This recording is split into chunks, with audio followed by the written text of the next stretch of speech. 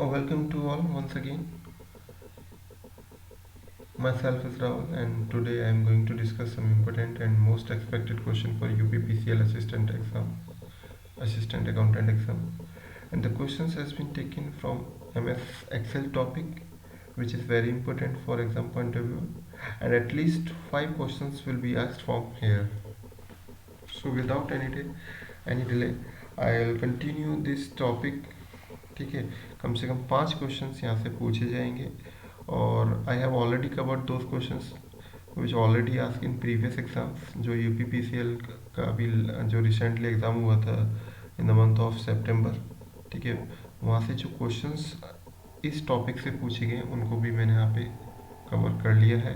ठीक है, और इम्पोर्टेंट टॉपिक है एग्जाम पॉइंट ऑफ व्यू से। 50 क्वेश्चंस में से कम 5 क्वेश्चंस आपको एमएस एक्सेल में से मिलेंगे।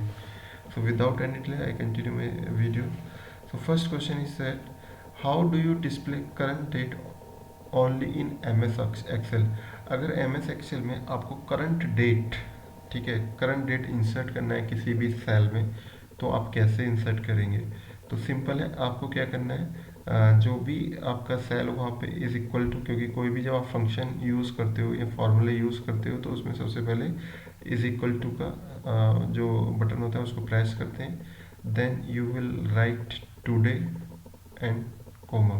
ठीक है, तो आप जब ये प्रेस करोगे तो आपका जो है करंट डेट यानी कि जो आज का डेट है वो इंसर्ट हो जाएगा उस सेल में। तो आंसर होगा इसका B. Second question, what does count a function do? Count a function जो है इसका क्या मतलब होता है? जब आप काउंट ए फंक्शन टाइप करते हैं तो इसका मतलब क्या होता है? तो इसका जो करेक्ट आंसर है, इसका करेक्ट आंसर होगा D, that is count non empty cells. Count non empty cell का मतलब है कि ये जो काउंट है ये ऐसे सेल्स को काउंट करेगा जो कि एम्प्टी नहीं है। ठीक है, that is number of non-blank cells। ठीक है, question number third, in the formula which symbol specify the fixed column और रोज? जब आप कोई भी फॉर्मूला यूज करते हो तो जो कौन सा सिंबल होता है जो किसी कॉलम या रो को फिक्स करता है? तो आपका करेक्ट आंसर होगा डॉलर। डॉलर का जो साइन होता है वो आपके कॉलम या रोज को फिक्स करता है। ठीक है, question number 4, you can convert existing Excel worksheet data and chart to an HTML document by using HTML, basically hypertext markup language।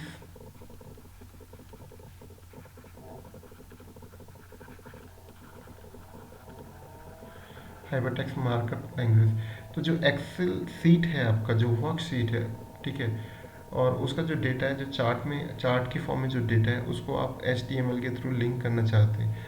ठीक है, तो ये जो आपका हेल्प करेगा इसमें इंटरनेट असिस्टेंट विजार्ड की हेल्प से आप इसको कन्वर्ट कर सकते हो।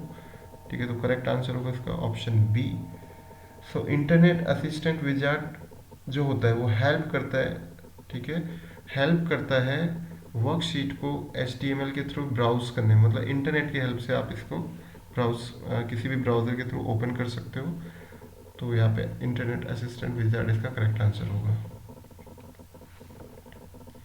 Question number 5, a circular references, तो इसका करेक्ट आंसर है आपका C, a formula that either directly और indirectly depend on itself. Question number 6, when you insert an Excel file into a Word document that are, जब आप किसी Excel file को Word document में इंसर्ट करते हैं, ठीक है, तो जो डेटा होगा वो लिंक्ड होगा। ठीक है, linked. when a range is selected when a range is selected, how can you activate the previous cell? By pressing the alt key? No. Press tab? No. Press enter, tab करने से next पे आप next cell पे पहुंच जाते हो, enter करने से भी नेक्स्ट पे आ जाते हैं। ठीक है, सो आंसर होगा इसका नन ऑफ दी अबव। लेकिन करेक्ट आंसर अगर आपका होना चाहिए तो क्या होगा?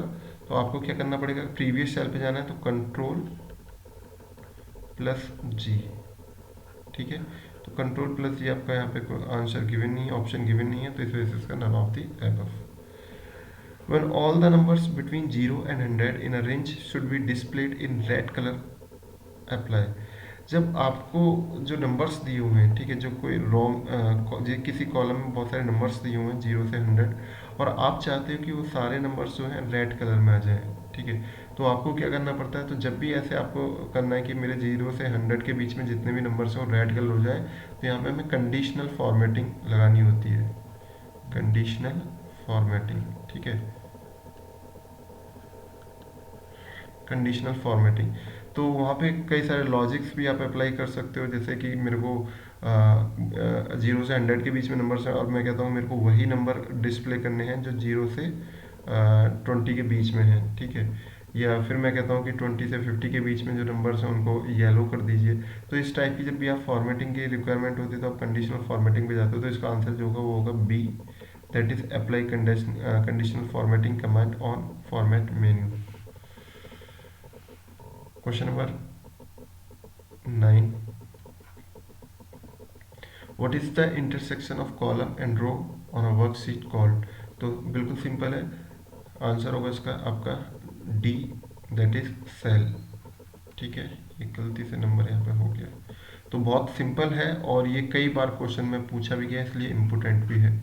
ये क्वेश्चन कई बार एग्जाम में पूछा भी गया है, इसलिए इम्पोर्टेंट मार्क भी कर लीजिए इसको, कि what is the intersection of column and row, ठीक है, ये कॉलम है और ये रो है, तो ये जो आपका बना ये क्या है, ये सेल है, ठीक है, ये सब क्या है, सेल है।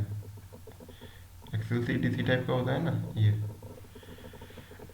What type of chart is useful, what type of chart is useful for comparing values over categories। so values over categories जब भी आपको कंपेयर करना हो तो उस समय हमेशा हमारा जो आएगा वो कॉलम चार्ट आएगा, ठीक है, कॉलम चार्ट। तो चार्ट्स में कई सारे आएंगे, जैसे अगर आपको ट्रेंड देखना है, ठीक है, तो उसके लिए लाइन चार्ट होता है। अगर सिंगल सीरीज डेटा है, अगर सिंगल सीरीज डेटा है than pie chart,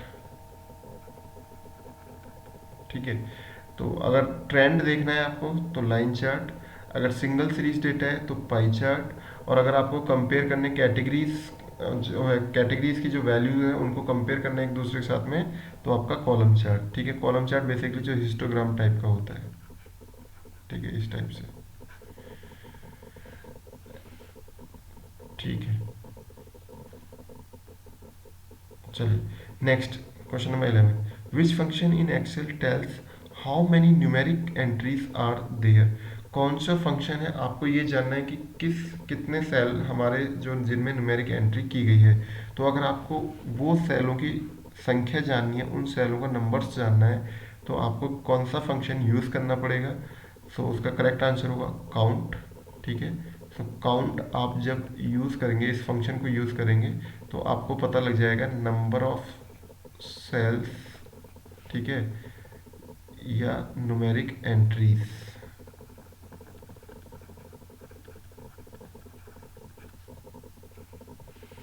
question number 12, a feature that display only the data in column according to specified criteria, ठीक है। a feature that display only the data in column according to specified criteria, मतलब आप ऐसा data extract या display करना चाहते हैं जो आपने स्पेसिफाइड किया है, ठीक है। तो ऐसा डेटा आप फिल्टर, जैसे आप कई बार ई कॉमर्स साइट को जब एक्सेस करते हो, तो आप अपनी रिक्वायरमेंट के हिसाब से, जैसे आपको 10,000 से कम का ही फ़ोन चाहिए, तो केवल आपको फिर जो डिस्प्ले होंगे फ़ोन्स वो केवल 10,000 से कम के होंगे, ठीक है।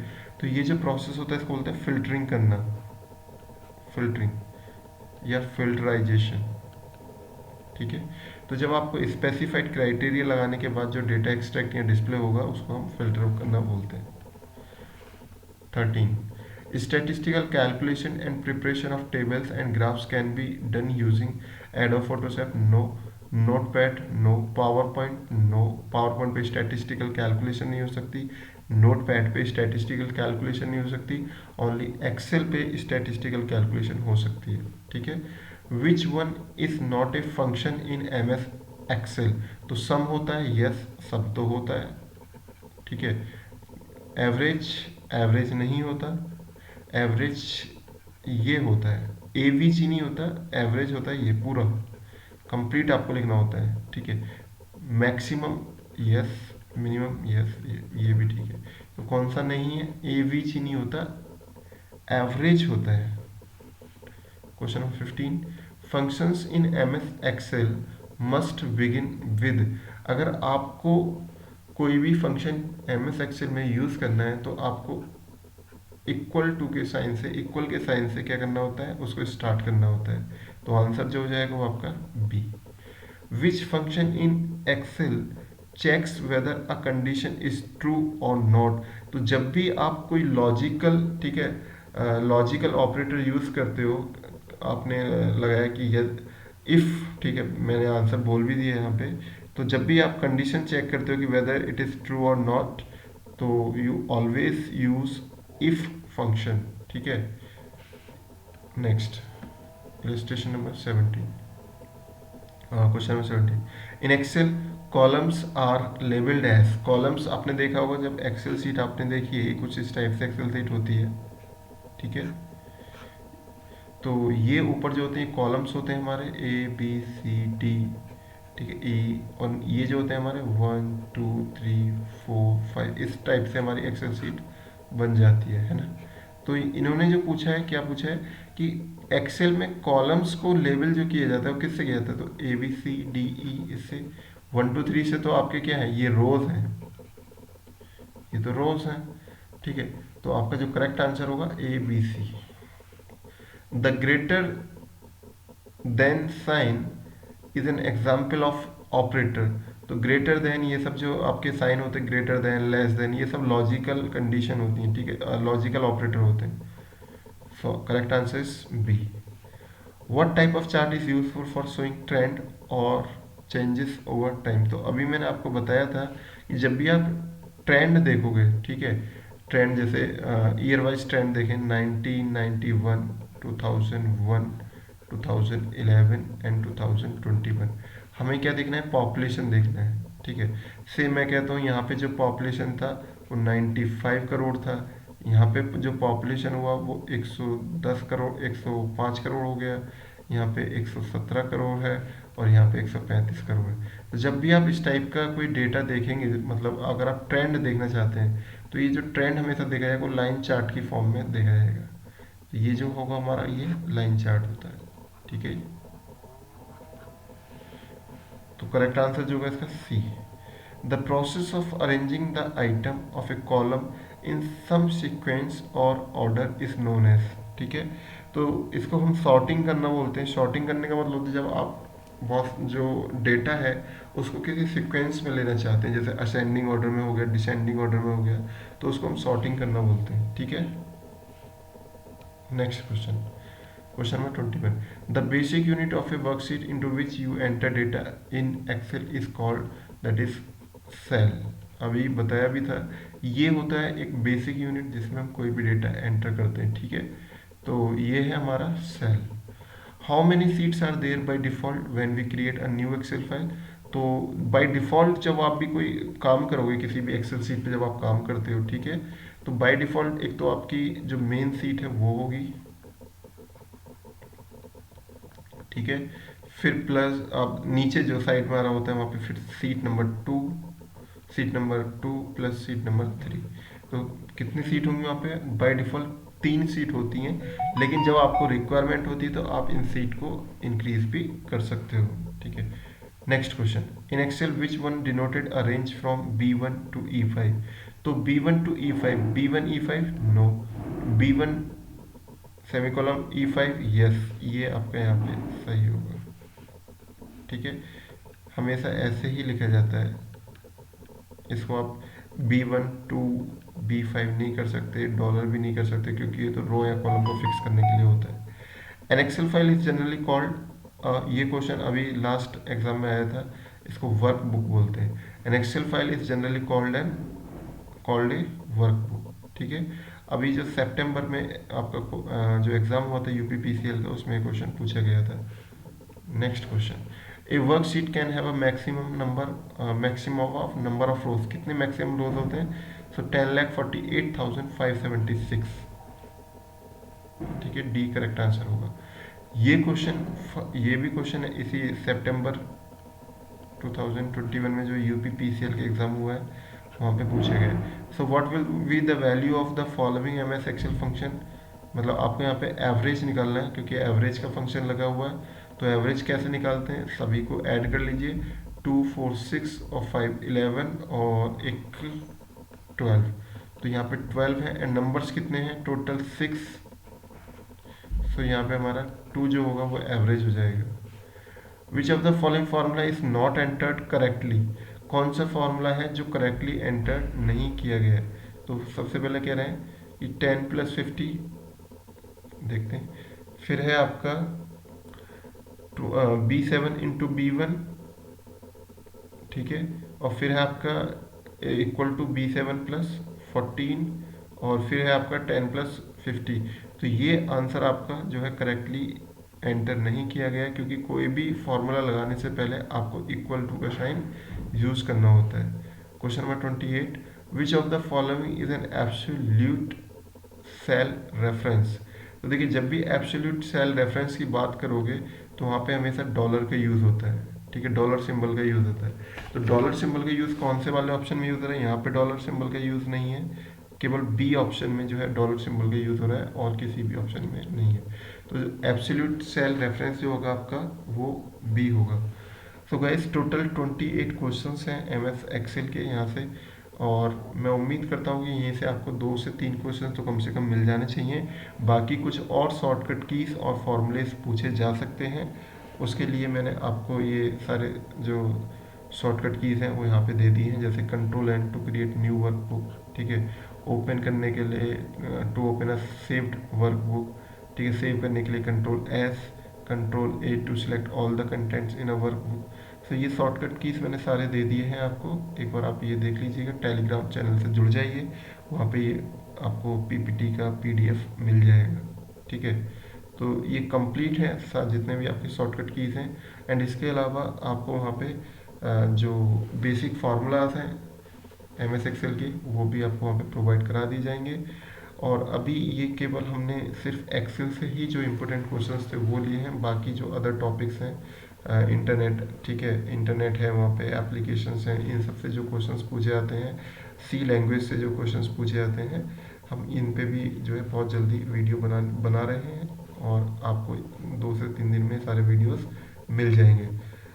तो चैनल से जुड़ जाइए, और साथ में हमारा जो टेलीग्राम चैनल का लिंक है वो भी आपको डिस्क्रिप्शन बॉक्स में मिल जाएगा, वहाँ भी जुड़ जाइए, ताकि ये जो पीडीएफ्स हैं आपको प्रोवाइड वहाँ पे करा दी जाएंगी, ठीक है। Thank you for watching this video.